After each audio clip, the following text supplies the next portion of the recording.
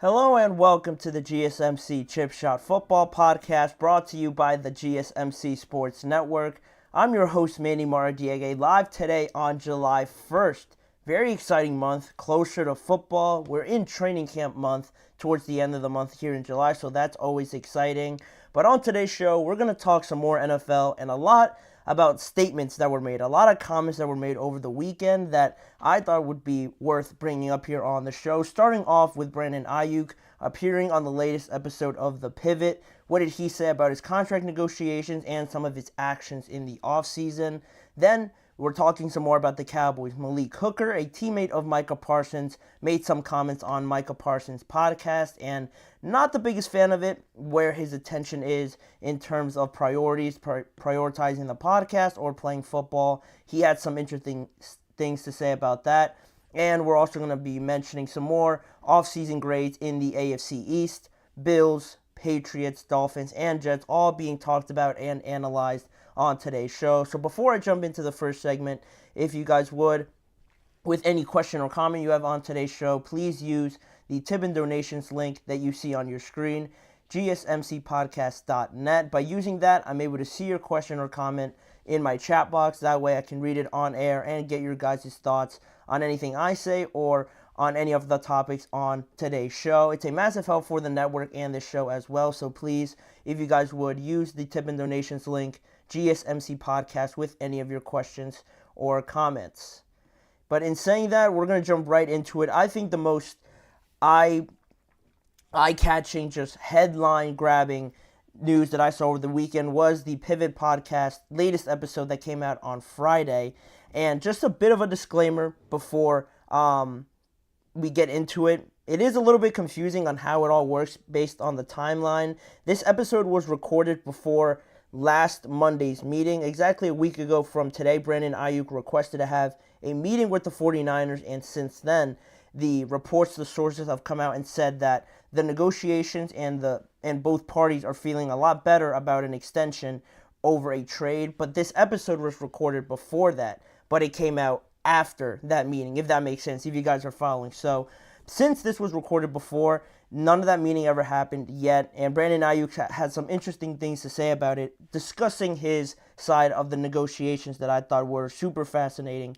But first, of course, I watched the whole episode, and there were some things that I picked out that I thought I would talk about on today's show. First off, before anything was said, walking in along with Jayden Daniels, that's one thing. Walking in with Jayden Daniels, they're spending every second, it seems like, of the offseason together, and that's just screaming that to me that he was going to move on. But since that meeting happened and since this episode was recorded, everything seems to indicate that they are closer to an extension. But that's the first thing I picked out. If you watch the episode, he walked in with Jayden Daniels, so that's screaming right away that there has to be something there. And then after that, the first point that was brought up about Aiyuk and how everything developed since the Super Bowl was going back to that Super Bowl in how he was used in it. You know, if you remember after that, the Super Bowl loss that they had, there was some aftermath on social media with his brother, I want to say, and his girlfriend also afterwards commenting on how the 49ers didn't use Brandon Aiyuk too well. And also it was just a topic of conversation analyzing the game afterwards. If you look at the Super Bowl, Brandon Aiyuk only had 3 receptions on 6 targets for only 49 yards. And on an Instagram post from, I want to say it was Brandon Aiyuk's brother, it just said on the Instagram story, "Don't forget what got you there." And from then, there were some more quotes made after that. And people initially thought that, obviously Brandon Aiyuk was feeling salty. There were some hurt feelings there. Coming off of the Super Bowl loss, nobody ever feels great. But feeling like you could have done more and you almost weren't allowed to is another thing. And I think you have a point there, but hindsight is always 20/20. If they would have won, nobody would have said anything. But it is hard for Brandon Aiyuk only getting 3 receptions the entire game. But then once they started talking about more of the negotiations, the first thing that I thought was super interesting that Brandon Aiyuk brought up was the quote about how he's approaching these contract negotiations, in which he said, I'm taking it personal. I have a vision for what I see myself as, and the 49ers don't see me as that. Or you do, but you don't. You can't financially do it.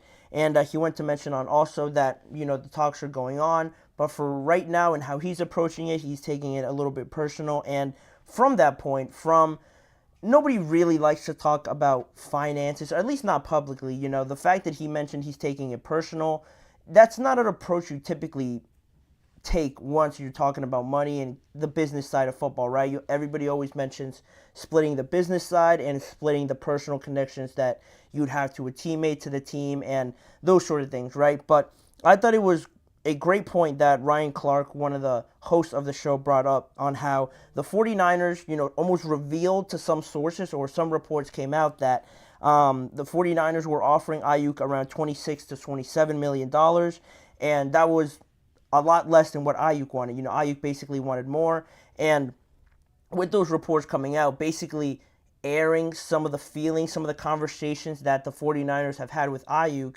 and some people might interpret that as, he's asking for too much, does he deserve too much, who is he to ask for that much? It almost paints Brandon Aiyuk in a bad picture, and those were the reports that come out. Somebody would have had to tell someone that, and off of that point, off of that idea that Ryan Clark brought up, Aiyuk felt that that it was almost disrespectful in a way, that he didn't like the way that went down, for him to reveal that information or air it out to everybody, and then it almost makes him look bad, like I mentioned. But in a way, he is using that social media approach. He's been very active on Instagram, saying things on his stories, the FaceTime call and things like that. He's been active a lot over the offseason, not really mentioning too clearly, but there's always that slight intention of, you obviously know what he's referring to. So he's almost using that in a way to get his side of the negotiations out there out to everybody. If the 49ers can have sources reveal this sort of information, he was using that as a counter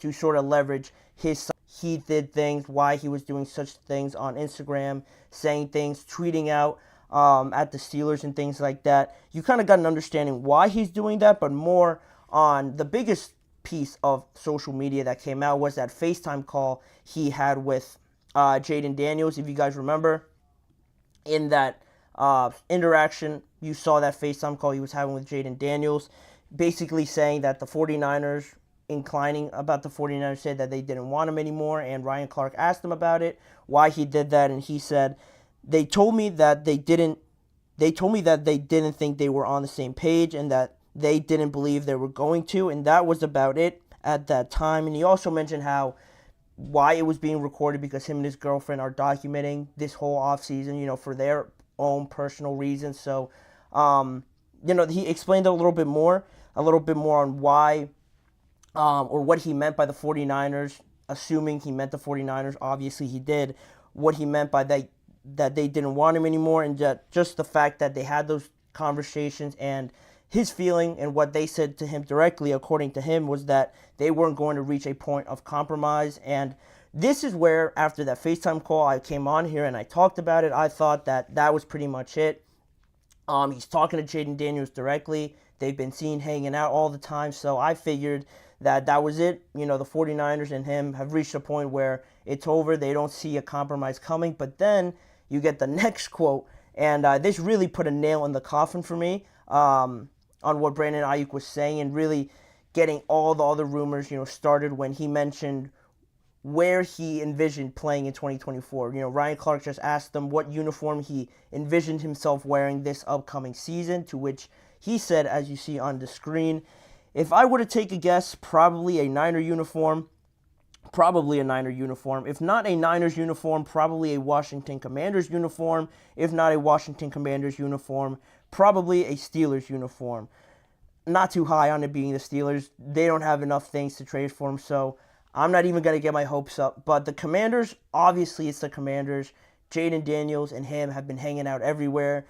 He made a point of emphasis to ensure that he wants to be with the 49ers, that he would love to stay there and continue what they have there. But, he seemed, throughout that whole interview, if you guys go and check it out, the entire thing, he seemed pretty even-keeled about it. He seemed pretty enthusiastic about staying, but also wouldn't, make a big deal if the business side didn't line up and he had to go and play somewhere else. He has a very good connection with Jayden Daniels from their time at Arizona State University, and now that they're both in the NFL. They would love, of course, to have that reconnection and still play together at that next level. That would be awesome. But this is where now we're at a point where there's a lot of back and forth. There's a lot of things going on, and I don't even think it makes too much sense right now to predict what's going to happen next, because anything could really happen. You know, all the signs are positive right now, but I wouldn't be surprised if at some point this week we get a report or something saying that the negotiations are done. Brandon Aiyuk maybe posts something else to social media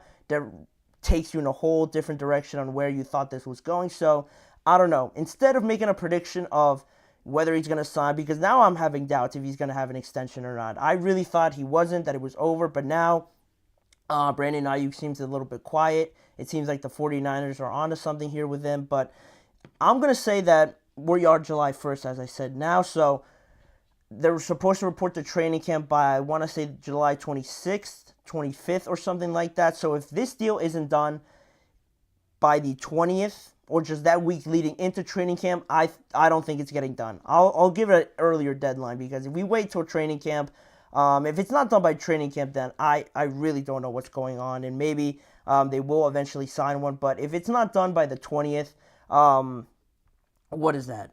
July 20th is a Saturday. If it's not done by a Saturday, about 3 weeks from now, there's no way it happens, in my opinion. I'm still leaning towards that, but at the same time now I'm having doubts from where this Pivot podcast is taking me, from where all the other reports are saying. It's a lot of money. Obviously, is he worth it? Is he not worth it? I would have thought that I would have loved to have another season to see really be confirmed, but it seems like the 49ers are more leaning towards that way. But Aiyuk, with the market being what the market is, he feels that he's done enough up to this point, and it's hard to argue with him when everybody else is getting paid around him except him. So we'll see. We'll see where this conversation goes. It's always exciting. The conversation that he had with the Pivot podcast was very interesting. So again, I recommend you guys going to check that out. But in the meantime, we're going to take a break from the show. And when we return, we're going to talk some more about things players say about their teammates, about their teams. This time more on the Dallas Cowboys. What did Malik Hooker say about Micah Parsons' podcast? What did he mention about it? Did he like it? Did he hate it? What did Micah Parsons respond after seeing his comments? All of that is coming up on today's show, so don't go anywhere. You're listening to the GSMC Chip Shot Football Podcast. I feel like I'm losing my mind. Is everybody in the world blind? Please, Lord, give me a sign, a sign. I feel like I'm losing my mind. Is everybody in the world blind? Please, Lord, give me a sign, a sign. I wanna be the greatest. Everybody on the fake shit. I look around and feel like everybody is the fakest. I make this every day and I'm impatient, hoping one day I blow up from the basement. Statement, the top is so vacant. I don't hear shit that I think is amazing. Waiting for my day when I'm playing sold out shows for 1,000 faces. Hey, give me that crown, get in my way and to be put down. It ain't your place, all this my town. If I want that shit, then I'll get it right now. I'm losing it, the noose it fits. I'm losing shit, a stupid myth. You choose to live or choose to dip. You choose to fight or lose your grip and lose a gift. I feel like I'm losing my mind. Is everybody in the world blind? Please, Lord, give me a sign, a sign. I feel like I'm losing my mind. Is everybody in the world blind? Continuing on with the action on today's show, They hate Mikey. What's going on? They hate Mikey. But continuing on with the show and moving on into some more things that players are talking about now in this brief break period that we have between training camp starting and the end of mandatory minicamp. There are things that are being said that get a lot of attention in the media. But if you guys weren't aware, Micah Parsons, all-star player, all-pro player, I should say, for the Dallas Cowboys, hosts a podcast. It's called The Edge with Micah Parsons on Bleacher Report that is taped every Tuesday. Really during the season, I don't think he's recording any episodes right now, but based on that, he's recording a podcast, and people that are listeners to this, that catch the clips on social media and things like that, on the outside usually don't have the best things to say about it. They always mention it as a distraction. It's not good for the Dallas Cowboys, especially because of their recent success, always falling short. And the last thing they need to do is focus on anything else except football, football, football. And I get it to an extent, but in reality, is it always just about football? Football takes a lot of these players' lives, so they have to do something else in the meantime. But based on that, I don't really have too much of a problem with Micah doing it. But this is the first time now that I've seen a teammate comment about it. It's the first time I've seen a teammate not speak too highly of it or not, just brush it aside. That teammate is safety Malik Hooker. He was on Keyshawn Johnson's podcast recently to speak about Micah Parsons' show, about his podcast, and he, again, like I mentioned, didn't have two of the greatest things to say about it. When he talked about it, I actually have it pulled up here so you guys could see it. Malik Hooker initially talked about it by saying, "My advice for Micah would be just make sure we're all right, because if we're at work and the run game's terrible, but you're doing a podcast every week and the run game is terrible, then what are you really caring about? Are you caring about the crowd that was watching the podcast, or are you caring about the success of our team and the Super Bowl that we're trying to reach?" And pretty strong words. He didn't really hold back at all, which surprised me. It seems like he wanted to get it off his chest, right? I don't know exactly what Keyshawn asked them, what led to this. It sort of seemed like maybe the podcast was brought up, and as a older player, as a veteran on the team, perhaps in Malik Hooker, maybe Keyshawn just asked them, what would you say to Micah about, doing things off of the field on the personal side, and then just keeping the main thing. And he could have simply said that, like every football player does, typically when they offer advice or when they offer anything to say on how to manage your personal life and your career now playing football.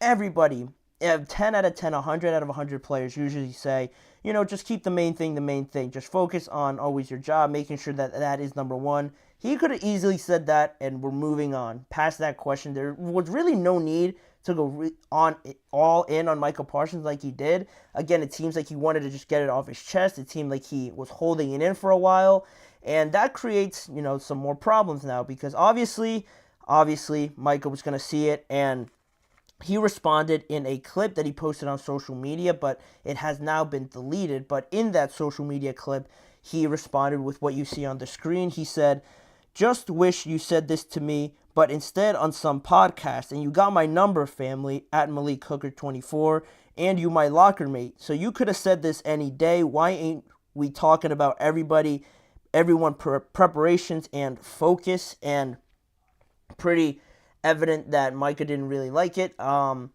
he has a point, honestly, with what he said. I'm of the feeling, when I'm a football fan, or really just a fan of any team, I don't like any outside noise, anything that's a distraction, any sort of problem outside of just football and everything that goes into preparing for another team, schematics, analytics, things like that. I'm not a big fan of that. I'm not a fan of airing out your dirty laundry, as some people say. Not a fan of talking about things you could easily, like Micah Parsons pointed out, things that you could have just talked and kept in-house, talked between each other. If Malik Hooker really felt a certain way about it, he could have went up to Micah and been like, "Yo, I'm not too sure about it. I don't know how, focused in you are on the podcast. I don't know how much of your time this is taking up, but just to confirm, are we really just all about football? I need to know you're all in on this." And they could have had a separate discussion, just simple conversation, or maybe a little argument personally, just one-on-one, those guys in the locker room. But instead he said it on a podcast, and now you get other people's opinions on it, and other people are going to side with Malik's, others are going to side with Micah Parsons, and now you get everybody else talking about it, asking these guys about it in press conferences or after a practice, or how is your relationship going now if this isn't so deep, but you still have other people wondering now. No questions are coming about football, or how you're preparing for week one or in training camp, or how you're just trying to get better. This just adds another list, or another thing on the list, to how it just seems like the Cowboys are just focusing on all the wrong things in a way, and it's really not a surprise because it almost always happens with certain things like this around Dallas. But to look at Malik Hooker's point, I agree with Micah, but just to open it up a little bit about Malik Hooker and what he was trying to say. If you guys didn't know, Micah Parsons' role at Bleacher Report is going to grow this upcoming season, as Micah was named the president of Bleacher Report Gridiron, which is the football subsection of the company. So with that, with getting this sort of promotion, if you would, you would think there's more responsibilities. There's more things that come with that, more things to keep track of if you're Micah Parsons. It's not just the podcast, which, again, I don't have a problem with, but I don't really want to speak on too much of what it means to be the president of Bleacher Report Gridiron. You know, I could assume that he obviously has more responsibilities, more things to keep track of, like I mentioned, but maybe there's something different in it because he is still playing. I don't know. That is a gray area if you don't really know too much of the specifics. I haven't seen too much on what he's actually supposed to do. All I know is that he got that promotion, and assuming what that means, you have a bigger role in Bleacher Report. So to Malik Hooker's point, if you see that, it's not really just about the podcast if you have other things to worry about of a president of an entire subsection of a media company that you obviously have to talk about everything around the NFL, not just your point of view, your team, or anything like that. So I can understand where Malik's coming from if he was talking about that, not just the podcast. So that's one thing. And again, this is the first teammate I've seen that really commented on it. Nobody else has really said anything about it or not spoken too negatively about it at the same time. But again, with that being said, I don't really like that he did it. This could have all just been done behind closed doors with that. And it didn't have to go to social media because now you have Micah responding on social media. And in the same light, he could have just kept that response to himself and approached Malik privately. But that's how it is, this day and age. With media growing so much, somebody says something there. An analyst says something there. Another player responds. And then it just gets into this whole big mess outside of just the game. And you get all these different storylines that just don't really add to anything positively most of the time. And to talk some more about Micah and just that point that I was going on about social media, how everything just explodes on social media, anything anybody says or does. It's almost part of the times now, honestly, with it seems like more and more players are following this idea of player empowerment, doing things for them to find out what works best for them. With NIL, more players are coming in with more responsibility of keeping track of their finances and taking just more responsibility of looking out for themselves. More people are moving away from having just an agent or just representing themselves, and also finding a career after playing football, because it seems more and more we're talking about players giving advice to everybody saying that, after the game of football, it just doesn't last that long. You have to have some sort of plan of knowing what you're going to do after playing football, because really it doesn't last too long. And now we're seeing more and more players finding themselves with media opportunities while they're still playing. You look at Draymond Green for TNT or any other things he's doing. He has his own podcast. CJ McCollum is always on ESPN giving his point, his analysis. CP3 just in the finals this year. He was on the pregame show for the finals. Josh Hart, same thing. He's got a podcast. Paul George, he's got a podcast, and he was also doing that pregame stuff. Cam Hayward, another football player, he has his own podcast along with Max Crosby. More and more guys are going to start doing it. But again, it always comes down to keeping football the main thing, and I think most of them are doing it. It's not like CP3 and Josh Hart, or I should just say CP3 and CJ McCollum aren't, always appearing on it. I think just because it was the finals, because they're veterans, they don't really... no one's really questioning, their love of the game or anything like that, their attention to their team. So they appeared on it here or there to give their analysis. But as long as you keep the main thing, I think that's the most important part. But it's starting to become more of a normality. You're going to see more players do it. I just rattled off, I think, 6 to 7 players in the NBA and NFL to do it. That's only going to grow. That's only going to just increase in numbers. And it also makes me think, just along this point to close this part about the Dallas Cowboys and Malik Hooker and also Micah Parsons, it makes me think now that Malik, like I mentioned before, has been wanting to say it in a way, because he went a lot deeper into it than simply just a 1 to 2 sentence statement. It almost makes me think now that maybe other teammates are feeling a way about this. Maybe other teammates share the same feeling that Malik Hooker has just said, but they're not really airing it out in public. They're just keeping it to themselves in spite, or just really not agreeing with it. And they haven't really approached Micah Parsons about it, to my knowledge. So I don't think Malik Hooker's really the only one, is what I'm trying to say. If he's feeling it, there's no chance no other player out of the 55 to 53 others in that roster are 100% right behind Micah Parsons, in agreement with what he's doing. I think the older players might feel a certain way about it, especially like I mentioned, if Micah's getting a promotion, he's doing more with the company.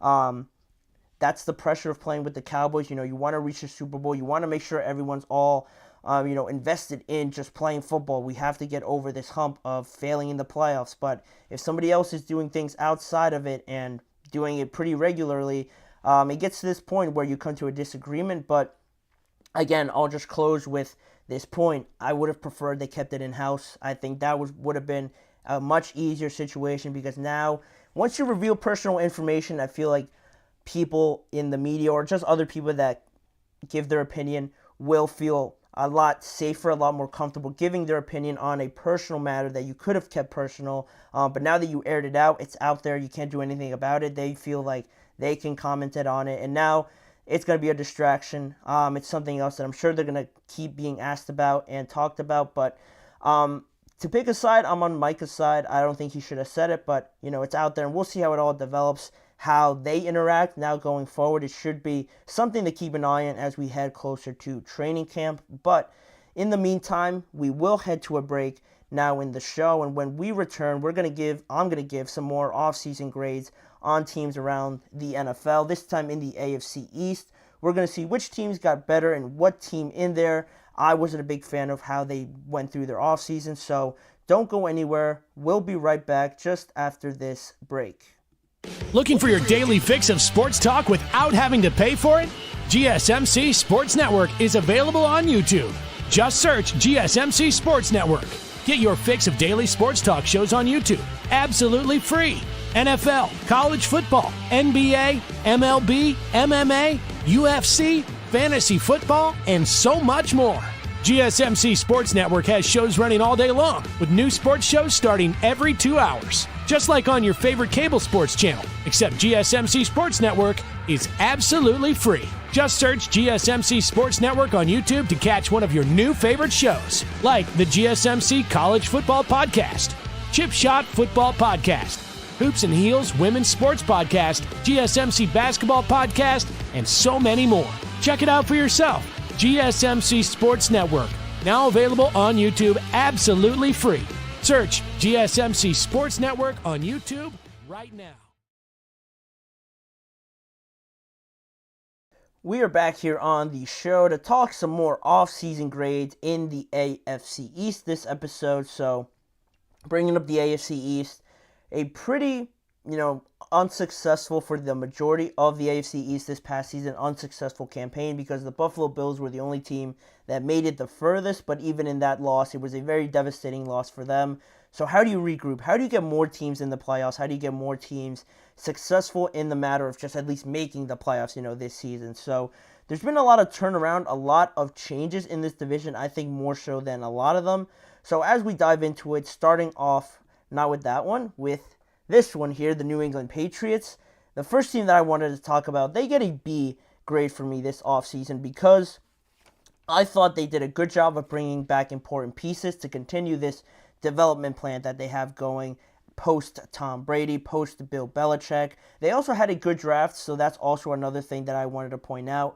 In terms of bringing back some of the more important pieces, you bring back an offensive tackle, Mike Onwenu, defensive tackle, Christian Barmore, and also pass rusher Josh Uche, all pretty realistically could have all left.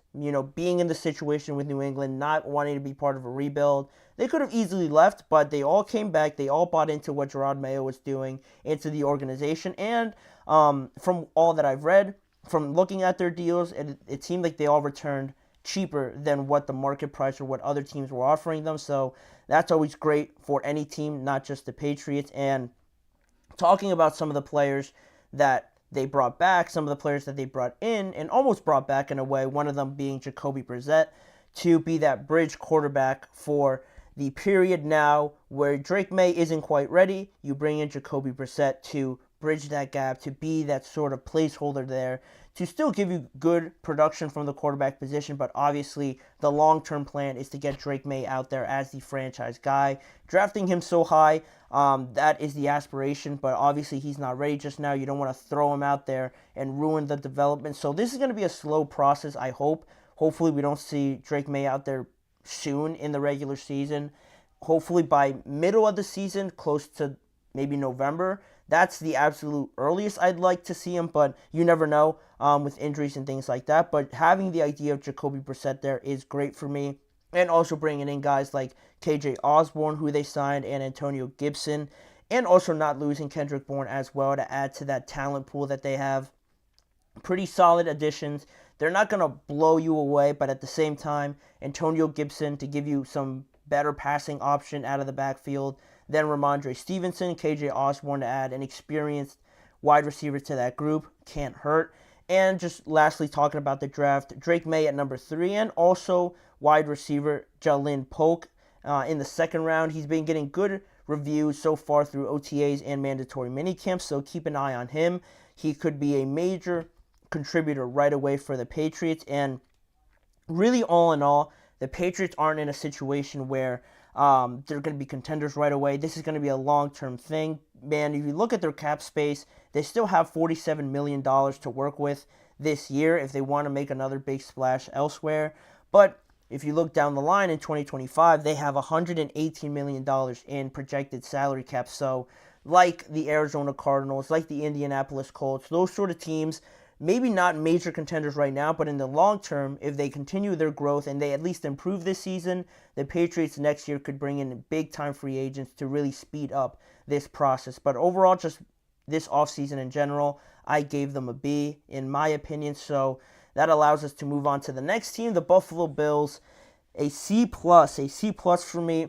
I was close to giving them a little bit higher, but at the same time, it just seems almost like a big step back, just on initial thought, because you're resetting a lot, in my opinion, because obviously losing Stefon Diggs and the state of the offense, how reliant it was on him, the connection they had with Josh Allen. Of course, last year, the scheme, the idea of this offense sort of changed a little bit with their new offensive coordinator coming in, and them really focusing in on the run game with James Cook, more so in the play-action passing with Dalton Kincaid, stepping up greatly in the latter half of 2023, and also Dawson Knox there as a good, reliable option. But the threat of Stefon Diggs is still a major contributor to that. If you have Stefon, you're going to have to keep eyes on him, most likely double team him. It drags away more attention than you would have on the running game. But now that he's gone, who's going to step up in that absence? Is it going to be more based on the run and James Cook? Is he going to have another step forward like he did last year?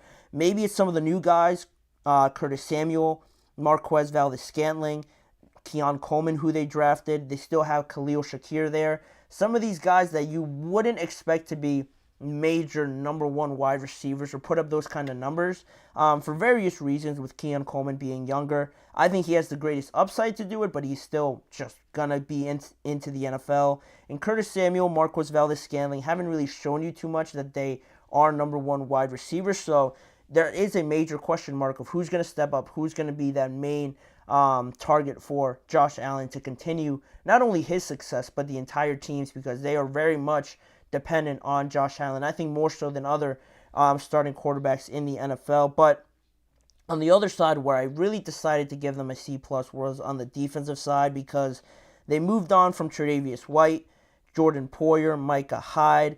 Maybe not major contributors physically on the field right away, with Tre'Davious White being hurt and Micah Hyde also dealing with some injuries. But they are the character, almost the soul of that defense, the main contributors to establishing that culture, that identity that defense brought, and almost complementing that offense right, step for step, and how successful they were. But now that those guys are gone, yeah, they could still be looked at as talented.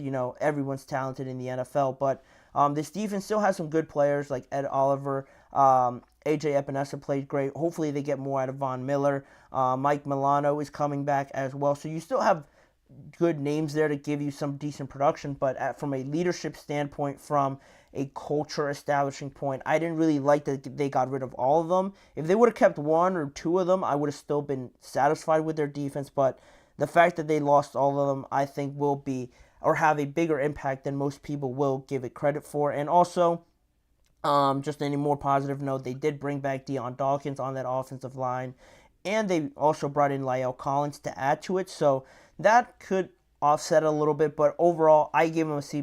I think there's too much uncertainty. I don't really know where to look to get certain assured production from this team, so from that, I'll give them a C+ this offseason. But moving on to the next team, the New York Jets.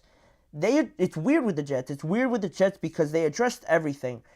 If there was no stories on where Aaron Rodgers was, why Haason Reddick's not getting a new deal, what's going on with Nathaniel Hackett, is Robert Saleh going to make it past this year? If there was none of that, these guys are perfect. They got 5 4-stars on their project, this offseason project, and they're on a good track. But that almost makes it, hold back a little bit, because if you look at everything that they addressed, they brought in 3 offensive linemen that could right away be starters in Morgan Moses, Tyron Smith, and John Simpson. The only thing you have to really worry about them is health, and the fact that they haven't all been on the practice field together, because some of them are rehabbing and just, off days and how it all lines up. They haven't all been on the practice field at the same time, so that definitely worries me. But on paper, starting, if you look at that offensive line, it's definitely better, so they addressed that. They also signed Mike Williams to go along with Garrett Wilson. Xavier Gipson is another player that is stepping up this offseason. And also Malik, a rookie, has also gotten good reviews. So from a skill position, they have good guys out there. But is Mike Williams going to be 100% healthy? Is he going to look like the old Mike Williams that we've seen? I have no doubts about Garrett Wilson. Xavier Gipson, is he ready right away to be thrusted into that number 3, number 2 wide receiver sort of role? And what are you really going to get out of Malachi Corley is another question. So on paper it looks well, but you have to see it be executed on the field. Haason Reddick, great upgrade from Bryce Huff, losing him to the Eagles, but he hasn't been there at all. That's a big dispute over the contract negotiations, and him not being there, again, worries me, because on paper it looks great. You get Haason Reddick to that defense, but he's not out there.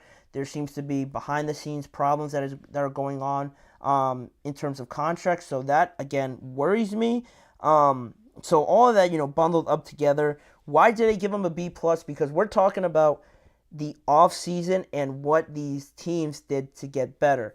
On paper, what they did, everything they did was right. Everything they did was spot on, improving that offensive line, improving their skill position players, improving the defense a little bit, but when they didn't have to, and bringing in Haason Reddick. What you have to worry about with this team is just the off-the-field, behind-the-scenes sort of interactions, health concerns, and things like that. But that doesn't really, in my opinion, base into what they did in the offseason. That's why I gave them a B+. If they could just finally shed all those other things, they're going to do really well, I believe, this year. But it all stems from Aaron Rodgers and how well they protect him and how well they're supporting him.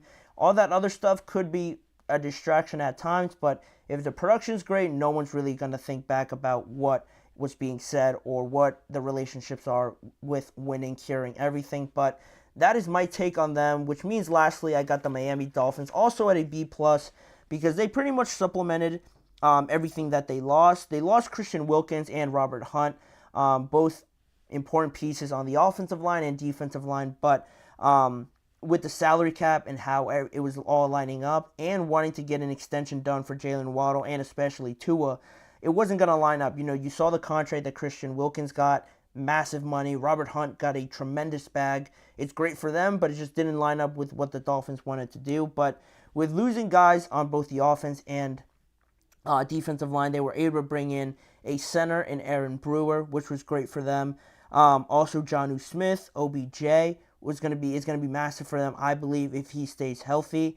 On the defensive side of the ball, losing Christian Wilkins doesn't, make them better, but you also brought in Shaq Barrett for that pass rush, Jordan Brooks, Kendall Fuller, after releasing Xavier Howard. So those pieces are pretty solid additions to this defense that already had Bradley Chubb, Jalen Phillips, Javon Holland, Jalen Ramsey. They didn't need to add big name players right away because they already had some of them, and the fact that they were able to replenish with some of these solid pieces, like I mentioned, I really liked. Getting the Jalen Waddle deal also out of the way is huge. Now you have Tyreek Hill also wanting a new deal, restructuring it. How they figure that out will be pivotal, but also the biggest thing right now is Tua. Are they going to get a contract extension done with him? That was really the only thing holding out for me in evaluating the Miami Dolphins. I want them to keep Tua. I think they should. How much they give and how much is he asking for is another thing.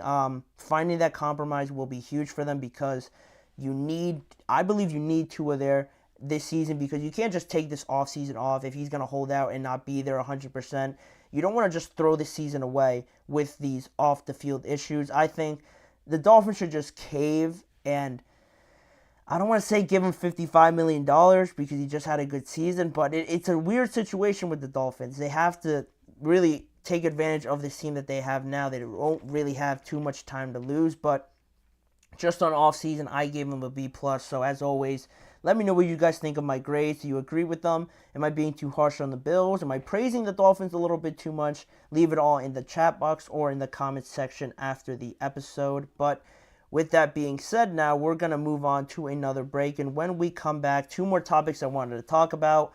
Todd Gurley, we haven't talked about him in a long time, football related or anything really. He was on a recent podcast talking about his NFL retirement and any chances of coming back to the NFL, and also some comments someone on ESPN made about Jordan Love. Very high praise for him, but is it too high? Are we placing too much expectations on Jordan Love? I'll get to those topics after this break. Don't go anywhere.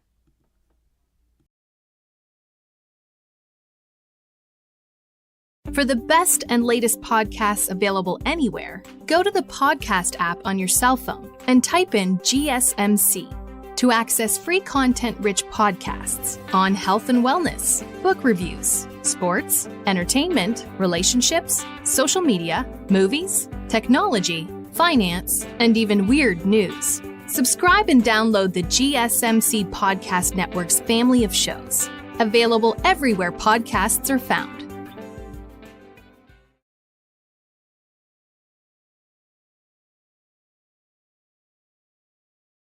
We are back here now on the show to talk some more about one of the weirdest chain of events reactions that happened within one of the most impactful ones, if you look back on it now, that happened in NFL history, in my opinion, because to give some context on this situation, from 2017 through 2018, Todd Gurley was on an absolute tear. He was on a different level, scoring 40 touchdowns in those 2 years for the Los Angeles Rams, 19 in 2017 and also 21 in 2018. And after being drafted in 2015, the success, the get back, the production from drafting him for the Los Angeles Rams was pretty significant, after winning the Offensive Player of the Year in 2017.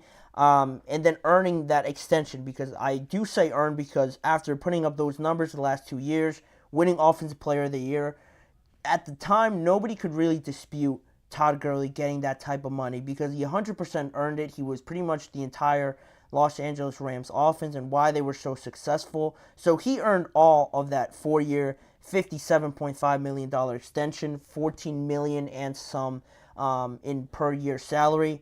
And it's crazy to say that now because nobody outside of maybe two players are making that for running backs. But after that 2017 year, the knee injuries is really what started to deteriorate Todd Gurley in his NFL career, because after that, after being there, some spotty performances with the Los Angeles Rams, 2019 rolled around after he got that extension, and it was a weird time because Todd wasn't really playing. Nobody really knew what his status was. The Rams were keeping it hush pretty much from their standpoint, and it was just odd because Todd Gurley either was 100% or not. Someone was hiding something, but then more facts came to light, and it came to a point where the Rams obviously decided not to keep him. They released him after 2 years on that contract, and from then on, he went to play for the Atlanta Falcons. That didn't go too well. And then since then, we haven't seen or heard too much about Todd Gurley or anything, which is crazy to say because he's only 29 years old. He could definitely still be playing now, and people would have wanted more answers. And he did provide a little more insight on what he's been doing, what his mindset was during this time. He recently appeared on the 2510 podcast show with LaShawn McCoy and Deshaun Jackson, and he basically described what happened after the Los Angeles Rams cut him after that year, to which he said, "I kind of had to see what they were talking about for real because I played in Georgia, so that one happened, and I was like, the season was sorry, and then after that, it was like, all right, bro, I live in Los Angeles, I'm chilling, I've done everything. Of course, I would love to have a ring and stuff like that," but he said it truly came down to the fact that if he had played again, scoring 10 touchdowns or scoring 0 touchdowns, it really wouldn't have satisfied him or really affected him either way. He wouldn't have gone too low if he did bad, or he wouldn't have it wouldn't have satisfied him if he had another crazy year, is basically how I interpreted it. And you think about that and the $45 million guaranteed that Todd Gurley got at the time, and you compare it to now, and those numbers are just astronomical, a dream for running backs now to get from that point on. And NFL teams don't want to run the risk anymore. And I really wanted to bring that up with this segment, outside of Todd Gurley commenting more on what he's been up to and just what his mindset was during that time on the 2510 show, which you could go check out and listen more about it. I wanted to point out the fact that since that time, how this contract really has affected the running back market has been so significant, so impactful, because like I mentioned, $45 million guaranteed to Todd Gurley is a dream for any running back now, I guess outside of Christian McCaffrey.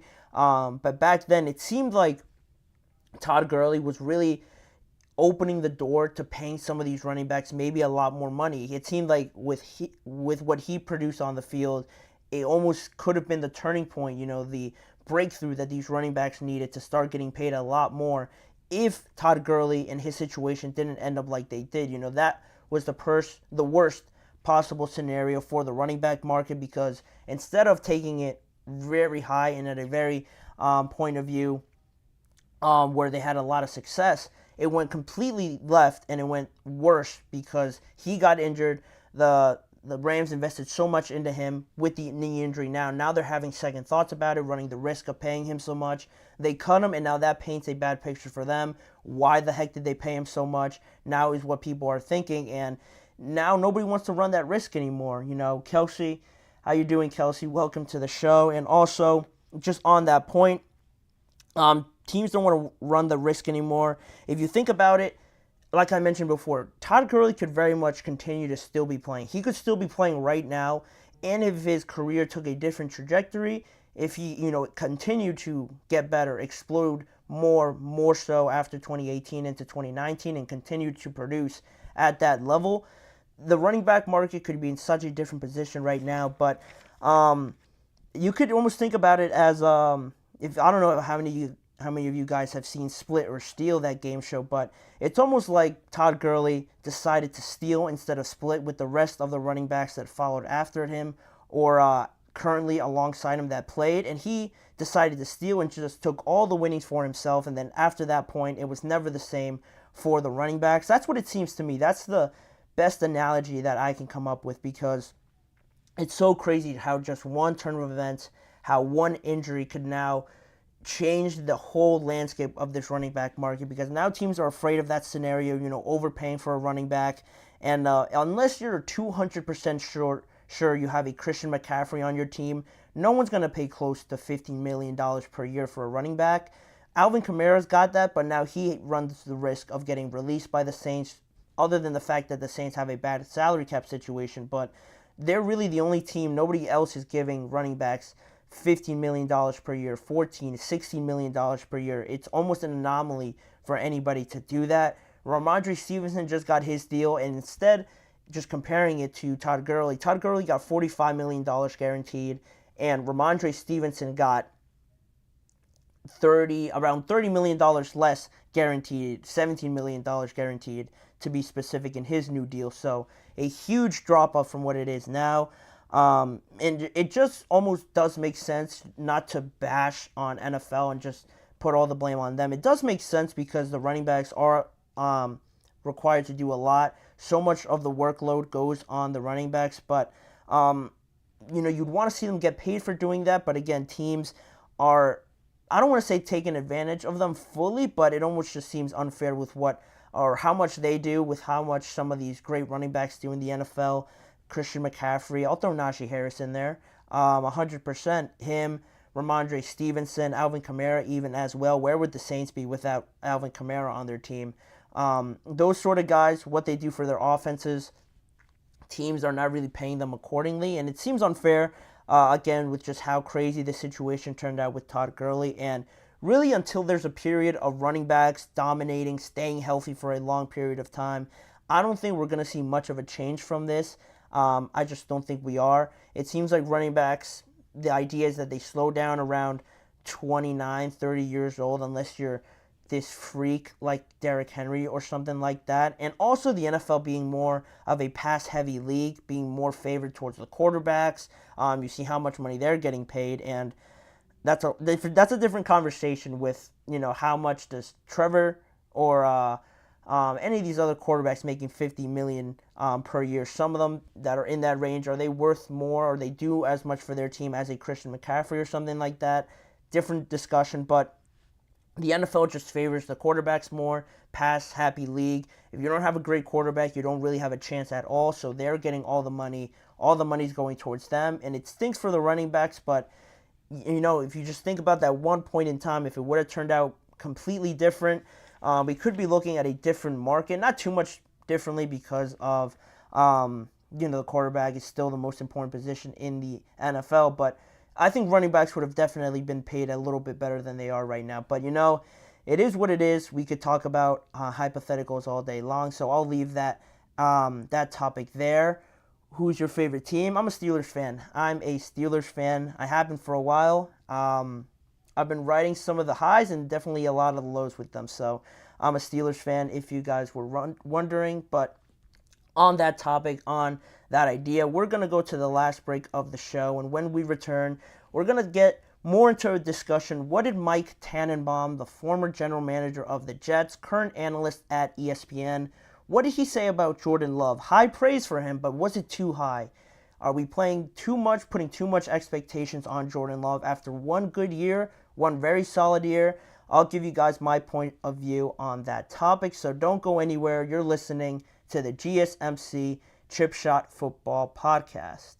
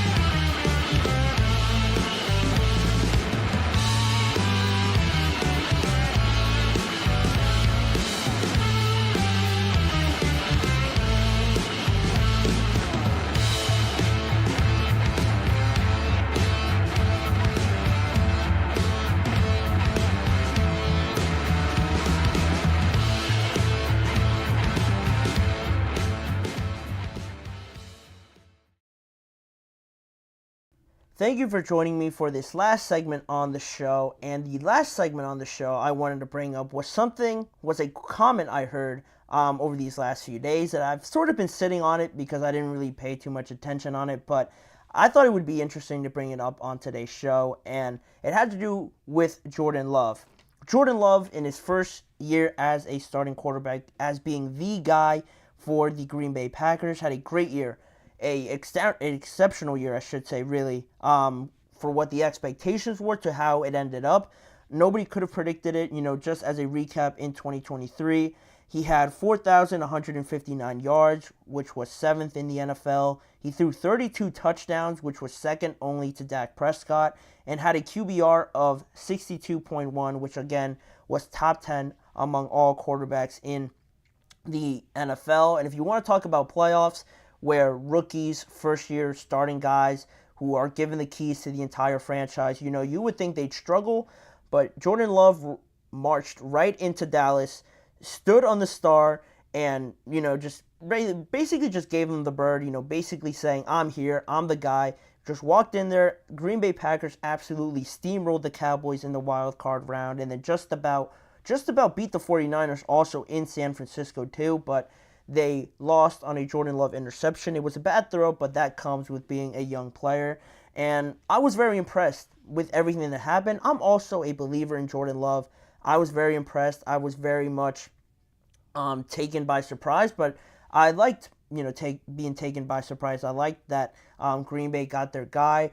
That division overall, with the Lions, with the Vikings, with the Bears now with Caleb Williams, and Green Bay now hopefully continuing to improve, it's going to be must-see TV. It's going to be awesome to watch those games. That NFC North, starting to get a lot better as an entire division is always great. Everybody wants to see that. But based on that, Mike Tannenbaum, an analyst on ESPN, former general manager of the New York Jets, believed in Green Bay so much, he believed in Jordan Love so much after 1 year, that he went on NFL Live last Wednesday and he said the following. He said, outside of Patrick Mahomes, if we're running an NFL team today, there is nobody on the planet I'd rather have than Jordan Love. Nobody. You don't want anybody on the planet other than Jordan Love, Mike Tannenbaum.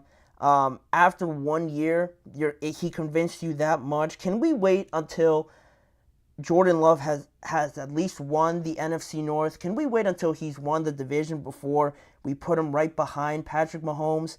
I mean, I love Jordan Love. I think he's great. I think he had a great year. I love what Green Bay's doing with a young team, being surprised left and right with all these great young playmakers, trading for Josh Jacobs. A.J. Dillon's still there. Their offensive line is underrated. Their defense is very underrated as well with some of the pieces that they got. But again, I'm also for the hyperbole as a fan. I love over-exaggerating. That's the fun of being a fan, of getting a major player or just being completely blindsided in a positive way by finding your franchise quarterback, trading for a massive piece, signing a massive piece in free agency. All of that comes with being a sports fan, being a diehard fan of anybody in any sport. I also buy into that. I also subscribe to that.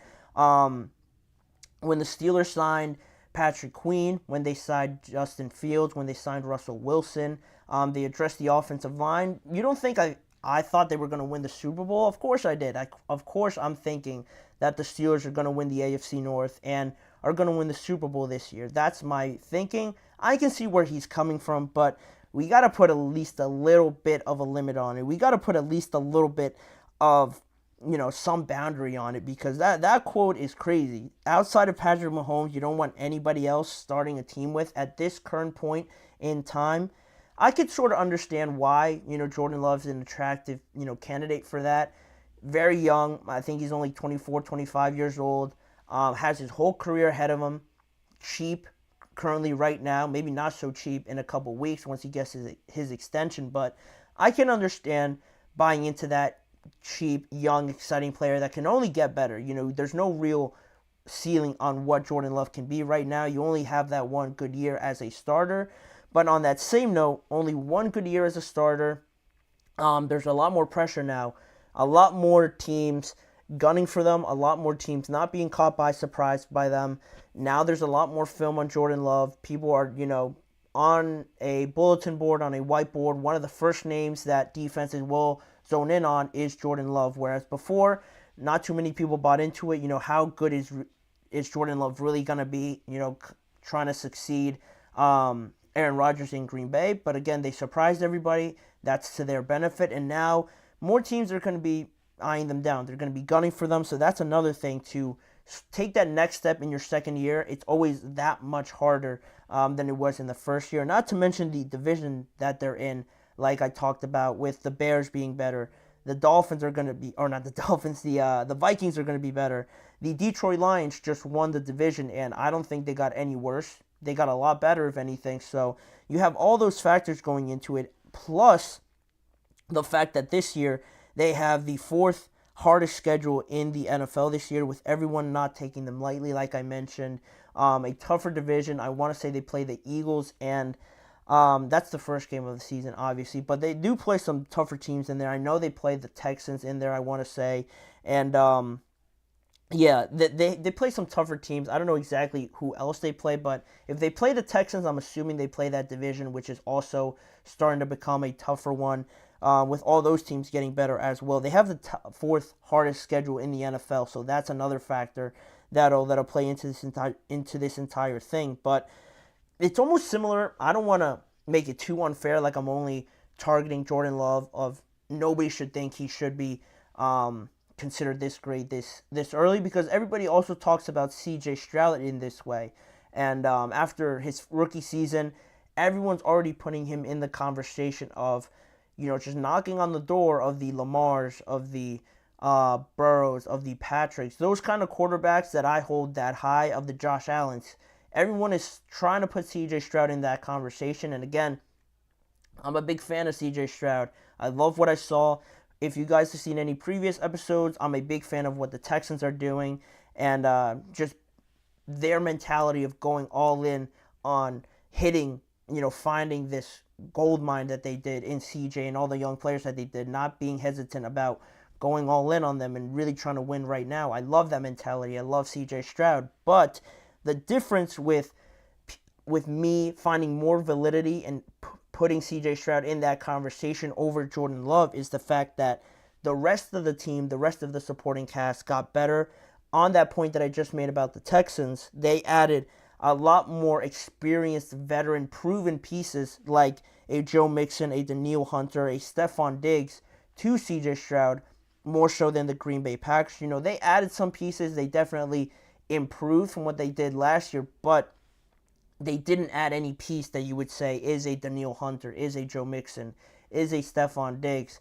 Those kind of guys, I think the Texans did a better job of doing that, so I don't really have too much of a problem with putting CJ in that conversation or close to those guys, because the team has given him an opportunity to continue his development and continue to, skyrocket to those levels. Whereas Jordan Love, it hasn't been as, eye-popping and, headline grabbing, but they definitely got better. But I'm just a little bit more hesitant on where they are in terms of talent and team preparation compared to the Texans. And just this last point that I wanted to make on the quarterbacks, honestly, I would probably take Josh Allen, Lamar, Joe Burrow, CJ Stroud, all ahead of Jordan Love, just because right now you only have that real 1 year to base it off of. And again, it was exceptional, it was awesome, exceeding everyone's expectations, but at the same time, all those other guys have more experience. You're talking about Burrow being in a Super Bowl, Lamar in a conference championship game, Allen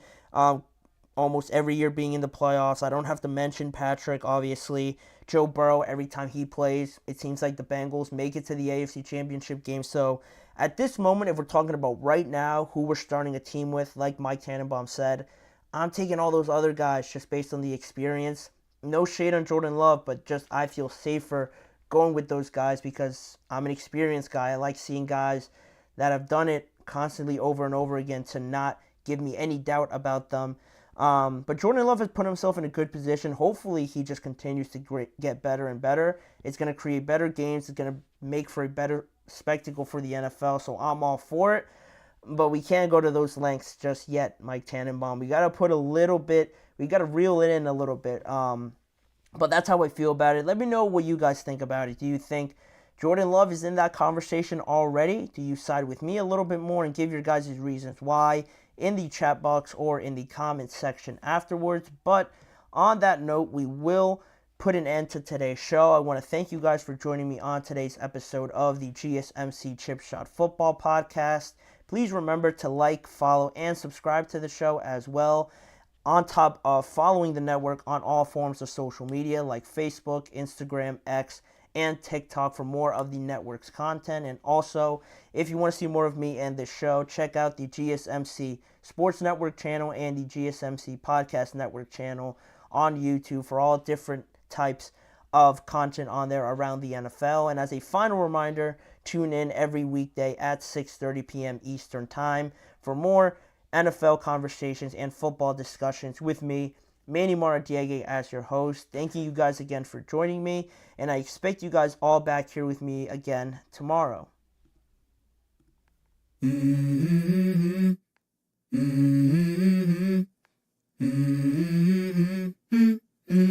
Let's go.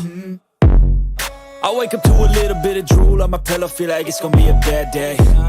Yeah, I'm tired of shit, and the coffee ain't hit yet, damn ain't that